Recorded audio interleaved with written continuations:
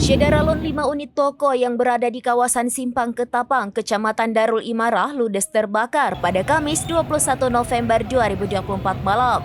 Toko yang terbakar tersebut terdiri dari bengkel, kedai mie, kedai tahu yang habis dilalap si jago merah.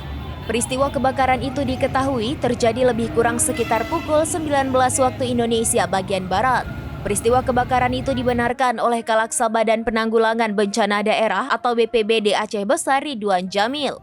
Hingga saat ini sendiri pihaknya belum mengetahui penyebab kebakaran dan sudah dalam penanganan pihak berwajib. Peristiwa kebakaran tersebut sendiri membuat panik warga sekitar, di mana api dengan cepat menghabiskan seluruh bagian bangunan. Pasalnya api menyala sangat cepat dan kian membesar. Masyarakat bersama petugas pemadam kebakaran berjibaku melakukan upaya pemadaman. Dari Aceh Besar, Indra Wijaya, serambinews.com.